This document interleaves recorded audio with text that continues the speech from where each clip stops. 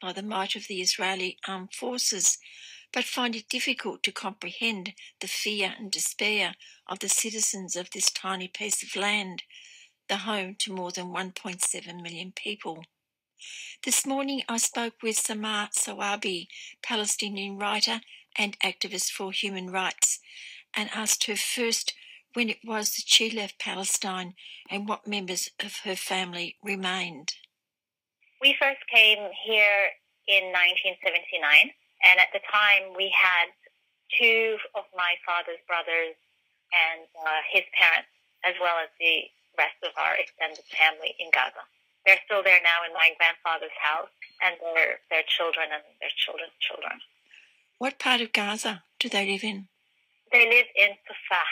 It's in the city, within Gaza City itself, and it's one of the older neighborhoods in the old part of Gaza.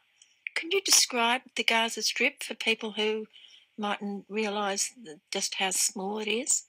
The Gaza Strip is a very small piece of land. It is about 15 kilometers wide and 45 kilometers long. Borders with Egypt on the Rafah side, and it is under Israeli occupation and has been since 1967. Life in Gaza, down to the smallest detail, is under Israeli control. Israel decides what goes in, what goes out, how much food gets in. It gets to decide what kind of life, quality of life people have there. If you build something beautiful on the beach, they'll destroy it in one of their wars. If you want to apply to a university and you get a scholarship, you need a permit from Israel to get out, and a lot of the time this is almost impossible to do. Even the birth registry of the Palestinians who are born in Gaza has to go through the Israeli government. And that, of course, is on top of the physical occupation. So Israel controls the borders, it controls the sea, and it controls the aerial space above Gaza. It has been described a lot by many as the world's largest open-air prison because it is a captive population. The one thing that we really need to also know about the population in Gaza, the people in Gaza, most of them, almost 70% of them, are refugees who were chased out of their homes inside what is now Israel. When Israel was established, in order for Israel to have a Jewish demographic majority, it went on with the ethnic cleansing of parts of Palestine. And some of the refugees that were forced to leave their homes inside what became known as Israel have ended up in the Gaza Strip. So can you imagine, to add salt to the injury, they also ended up being under the military occupation of the very country that has established itself on its ancestral home and has denied them the right to return. This has been going on for a very, very long time. And the injustices that the Palestinians in Gaza have faced over decades is something that the average person cannot even comprehend. The amazing thing is, when you go to Gaza, as I have about a year and a half ago, it's incredible how hopeful the people remain, how much they cling to the simplest things in life, and they enjoy it to the maximum. If you sit on the beach and just watch the sunset with them, they treat it like a trip to, to Europe, or, things we take for granted. They've learned over there to love and appreciate the smallest gift of life, because they know that their life is not secure. And they've been through so much, and they don't know if there's going to be an end anytime soon. So they've adjusted themselves with an incredible amount of resilience and an incredible amount of patience and of love for life to actually be able to still have as much normalcy as possible in the most extraordinary circumstances. But it must be very hard to have that feeling all along that there's not enough food, there's not enough medicines, Absolutely. There's not enough housing. Absolutely. Look, it's not easy, and there's the ups and downs of life, and some days are better than others for most people. It's not just for the Palestinians in Gaza, but most people, they cope better on some days than they do on others.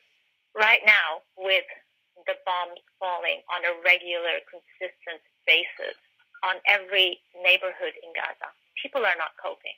And they're very raw. I mean, they've lived through this. A 7-year-old child has already been through 3 wars that were launched on Gaza by Israel. So the trauma has never been dealt with. You re-experience the trauma over and over again. So it's definitely a lot harder for them to cope in times like these. And I'm getting it when I spoke to my uncle and my relatives this morning. One of the things that my cousin said, she's a young lady, she's got 3 young children, and she was saying that life was never normal to start with in Gaza. You never really have a sense of security the way that other people in the world might. She said every day they went to school on so-called normal days, I still worried about them not making it back home because Israel comes in and out frequently. The other thing I have to say is that even in the most peaceful of times, there are Israeli drones in the sky monitoring everything Palestinians do and reminding them that they are under their control. So you never have that sense of security. So she was saying we never have that sense of security, but now it all comes to the surface because of the extreme conditions that they're facing with this atrocious and absolutely brutal crime that Israel is committing against the people of Gaza. Can you talk a bit more about what the people, your relatives, are telling you about the bombs that are coming, the planes that are coming, and the damage that's done? We see some pictures, we see a building damage, but when we see one building damage, that could be the home of 30 people. Absolutely. Look, when just last week, if we're going to talk about homes, I mean, hundreds of homes have been targeted by Israel. And we're talking about deliberately being targeted. This is not collateral damage of a war between 2 equal parties. This is the world's 4th largest army going over in the sky over a people that they have trapped, imprisoned, prevented from running away, and deliberately calling them up and saying, we're going to destroy your home. You've got a few minutes to get out. Sometimes they give them the amount of time to just run. Sometimes they don't have enough time to run. By the time they gather their children or their elderly, the bomb has fallen and destroyed the house. And Israel is quite open about it. They are destroying civilian infrastructure deliberately. This is a war crime. And we're still not hearing enough from the international community in condemnation for something so horrible. This week, since they started bombing, 2 of the houses that they bombed, one of them it belonged to a family of 8 people in Rafah. And that's another thing too, that these Palestinian people in our media and by Israel are anonymous. They're not real people, are they? There's no names for them. No, there is no names, and there's always justification. And I'm just going to tell you a little bit about the homes. One house that was bombed that belonged to the Hajj family in Khan Yunis, it had 8 members of the same family. It killed 8 members of the same family in one shot. Another house that belonged to the Butch family just yesterday killed 18 members of the same family. I mean, this is a massacre. This is a massacre. This is not a war. And all this talk about rockets, 1,000 of Hamas's useless rockets have flown over Israel. But there is no facilities. Not that I wish for harm to be done to civilians anyway, but I'm just highlighting how much of an illusion of a war this is. This is not a war. This is an absolute massacre and an attack on a civilian-trapped population. And it deliberately targets people's homes, stripping away from them their very basic sense of security. You have to wonder about what the objective of something like this is. Why is Israel deliberately targeting and destroying people's homes in Gaza, especially when it knows that with the borders being shut and with the siege the way that it is, it's almost impossible to get cement in to do the rebuilding. And even if it comes in, a lot of these people have borrowed money from their relatives overseas and have worked really hard to be able to afford building themselves a home. And they don't just live the way we do. Each person has a bedroom. I mean, we're talking about extended families living in crowded homes. So, I mean, this is just atrocious. And right now we're hearing reports as well that the United Nations schools, the UNRWA schools in Gaza, have been filled up with people who've been forced to evacuate from their homes in areas in Gaza that were, it's hard to say close to the borders because Gaza is so small. The center of Gaza is close to the border, but, from the outlying areas. So now they're saying that 17,000 people that have sought shelter in the UN schools. Will these people have homes to go back to when this is over? If there is a ground invasion, how much more damage will be sustained by the Palestinians? And really, can I just be so crude as to ask, at the end of all of this, who is going to be paying? Who is going to be held to account? Is Israel going to be held to account for this? Is Israel going to be made to pay for the reconstruction for all of these homes that were destroyed and for rebuilding the infrastructure? Will Israel pay compensation to the people whose lives it has destroyed? That is really the question that we need to be asking. Can you tell me what the UN is doing in the Gaza? Generally, particularly at a time like this. Well, the UN has already sounded its concern about Israel's conduct, but it hasn't come out with a strong enough position. Now, Mahmoud Abbas has today asked the United Nations to convene an urgent meeting of the Security Council, and he's basically requesting international protection under the UN auspices for Gaza and the West Bank and East Jerusalem. Now, I don't know how successful he will be in doing that, but I'm just glad he's actually doing it. It's time that the PA and Mahmoud Abbas have started to use whatever diplomatic cards they hold to try to address the situation. So we need for the Security Council to intervene, and we need for the United Nations to put a stop, to enforce a resolution to the current situation and to put a stop on Israel's atrocities. Right now, Israel is just allowed to do whatever the hell it pleases. We're seeing what it pleases, and it's not right. It violates international law. It violates humanitarian law. It's a violation to our basic understanding of what human dignity is all about. And what are UN workers able to do in Gaza itself, the ones that live there? I think the ones that actually live in Gaza right now, and I could be wrong, but I think they're dedicated to offering aid packages for the Palestinians who are in need, food rations. They help run the schools for the refugees. They run programs, sometimes social programs for people to try to deal with stress, post-traumatic stress. They've got clinics as well. So they do basic relief efforts for Gaza, but they don't do much more than that. And it's a very difficult situation for them because they do need stronger backing by the international community. We need political solutions. Palestinians don't want to live off aid for the rest of their lives. They don't want food rations. They don't want for people to try to make their life as refugees more tolerable. They want to stop being refugees on their own ancestral land. I mean, these are Palestinians who are refugees in occupied Palestine. It baffles me to think how people think that this is acceptable. And Egypt is enforcing the blockade? Absolutely. Egypt is enforcing the blockade. It has eased it a little bit over the last few days to allow for a trickle of people who had injuries to get out. It's also allowed people holding foreign passports to leave. But it's not allowing the average person in Gaza or the average family who wants to give their children a break from the incredible psychological terror that they live. It's not allowing them to get out. Are the tunnels still operating? As far as we know and as far as the reports that we've been reading tell us, most of the tunnels, if not all of them, have been destroyed by the Egyptian government. And these tunnels were really the lifeline for the people of Gaza in the absence of having open borders. Since the Egyptian government destroyed the tunnels, we have seen the situation in Gaza become quite desperate. Even before this war began, people were running out of basic supplies. They were running out of fuel. They were running out of even like medicine and things like that because the tunnels were closed. And not only that, but, there were a lot of shopkeepers that were starting to, unemployment is very high in Gaza.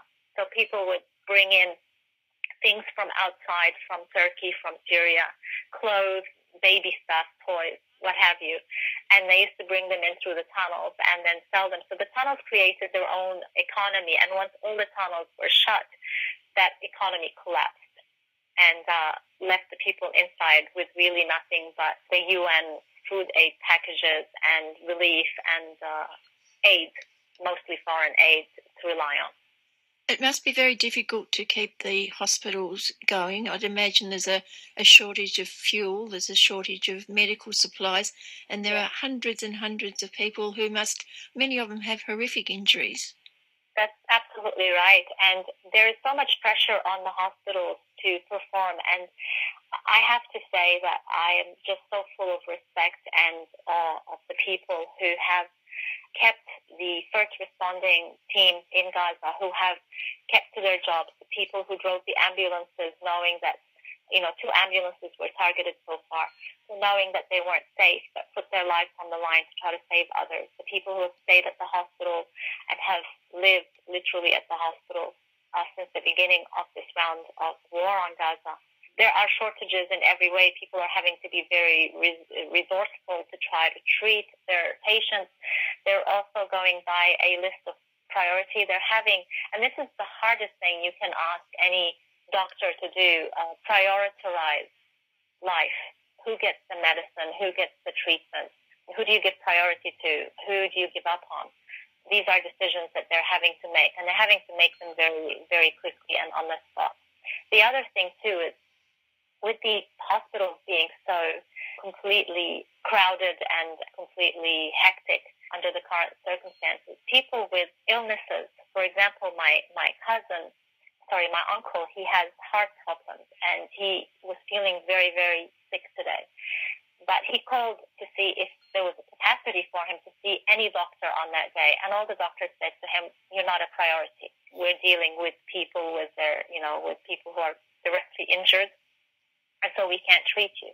I have another friend, her daughter had a hysterical breakdown and she really worried about her. She's lost so much weight in the past 6 days. She's not eating. She screams erratically. She wets herself. She's 10 years old. And her mom wanted to see if she can find somebody, a psychologist or somebody who can help her deal with her stress. And again, everyone she called was saying to her, "Look, we're all hands-on at the hospital. We'll worry about our psychological well-being after. But right now, we're trying to save lives." So you have to prioritize. And I think this has been very difficult on people over there. And this sounds exactly like it was a couple of years ago with the last bombardment and incursion into Gaza. The people are suffering similarly, but this time it's probably worse because a lot of the buildings that were destroyed last time haven't been rebuilt, so you've now got more damage on top of damage. In a way, yes.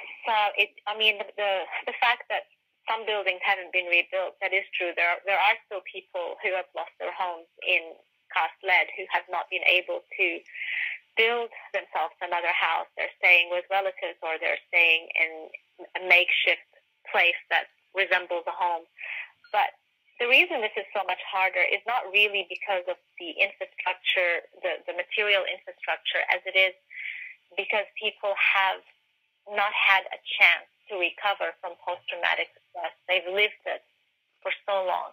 And you find that their emotions are completely raw and they're very worn out. Talking to one of my friends, she sent me her email password, her Facebook password, her Gmail password, and I wrote back saying, "Okay, what's all of this?" She said, "When I die, I want you to go in and I want you to be responsible for cleaning up my Facebook page so that, my public image after I die is proper." That's the kind of things people are thinking of. For her, it's better that she dies than that she is one that survives and has to mourn the death of loved ones. People are just tired. This is an incredible situation. And to think that Israelis on the other side are clueless to what is going on in their name, it's just incredible. I read the Israeli newspapers, and once in a while somebody writes something about what's going on in Gaza. But most of the time, it's like reading about something in the Twilight Zone. It's like we're not even sharing the same planet, let alone we're sharing the same country, and their government is ruling everything that has to do with Israel. The lack of feeling of responsibility for what's going on in Gaza is astounding. The lack of feeling of basic human compassion, the amount of dehumanization that can enable a person to not see a human being. I mean, they just don't see people in Gaza as humans. They don't. What are the priorities for you and your friends at this time? At this time, like right now, at this moment, it's just to survive. It's just to give them strength and to make sure that they're alive, and make sure that the world can hear their stories, make sure that the situation is explained properly. In the long term, my priority and their priority, and I think it should be everybody's priority, is to try to address the root cause of the problem. Every time this happens, the media and the Israelis insist that the whole problem starts with a Hamas rocket. This is incredible, because the lack of context, if it does anything, it makes fixing the problem all that much harder. How can you understand what's going on in Gaza when these people have come out, when the people in Gaza have apparently come out of a vacuum, and they live in their own country, which is deemed enemy territory, and they're just animals that throw rockets? The lack of context given is astounding, and I think a priority would be to insist that the story is heard from the beginning. These people in Gaza are in Gaza, most of them, because their homes have been taken away from them by people who live inside Israel. And Gaza is under full Israeli control. This is not a separate country. This is not a war between two countries. This is a war launched by the occupier against the people they occupy. And that is a context that has to be made clear. There is a rally on Saturday? Yes. It's going to be at 1 o'clock outside the State Library in Melbourne. Thank you so much for that. You're welcome. And that was Samah Sabawi, a Palestinian human rights activist, and Saturday, 1 p.m, outside the State Library of Victoria.